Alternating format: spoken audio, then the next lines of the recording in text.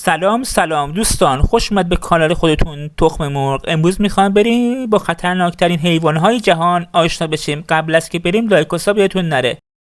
کروکودیل، آنها بازمانده دایناسورها هستند. بیشتر در آبهای کم عمق زندگی میکنند و در همانجا بی صدا میشینند تا تومه نزدیکشان بشه. سپس در یک لحظه تومه را به درون آب میکشند، آن را متلاشی کرده و میبرند. فیل که در مناطق خشک زندگی میکنه، حدود 3.5 تا 5.5 میل طول داره. ارتفاع فیل‌ها به 3.2 متر میرسه. وزنش هم از 4 الی 6 تنه. گونه تقسیم می‌شوند. فیل‌های آسیایی دارای پیشانی متورمه و آج و گوش‌هایش هم بسیار کوچک و سبک‌تره. فیل در کشور هند به وفور دیده میشه. در سایر مناطق برمه، مالاریا و سوماترا هم وجود داره. نوید فیل‌ها که شامل فیل‌های آفریقایی که در آفریقا، کنگو و کنیا وجود داره. آنها داره 4 سم و برخی دیگر داره 5 سم. 2 سم در جلو و 2 سم در عقب. فقط انسان‌ها نیستن که از فیل‌ها میترسن، بلکه هم نوعان خود از آنها واهمه دارن. همین دلیل هیچ کس به قلمرو فیل‌ها نزدیک نمیشه. اینا حس بینایی خوبی نداره، اما حس شنوایی قوی دارن. متوجه خطرات میشن. هنگامی که خطرات آنها رو تهدید میکنه، به صورت گله جمع میشن و حالت دفاعی به خودشان میگیرن. خرس‌های قطبی بسیار درنده و وحشیان. بیشتر در قطب شمال زندگی میکنه. بزرگترین خرس جهانه. 4 تا 8 سالگی بالغ میشه. هر جفتگیری 3 الی 4 کیلو به دنیا میاره. طول عمرش 25 تا 30 ساله. مدارش هم معمولا کای دریایی سال پستان داره. رو لاشه پرندگان. او دریافتن و تومه بسیار قویه. سه بویای خوبی داره. میتونه از 30 کیلومتری تشخیص بده. بوفالوهای آفریقایی، گاویس یا همون بوفالو، قدرت بسیاری در شکار داره. بسیار بزرگجسم، 55 کیلومتر در ساعت بدوه. هر حالتی بسیار ترسناک و آسیب زننده، خصوصا زمانی که جان فرزندانش در خطر باشه. آنها در هنگام شکار از شاخهای برنده و تیزشان استفاده میکنند. آنها به این صورت که دو شاخ را به سوی تنه تومه فرو کرده و جان آن را در کسری از تنه میگیرند. قدشون هم 150 سانتی متره. وزنشون هم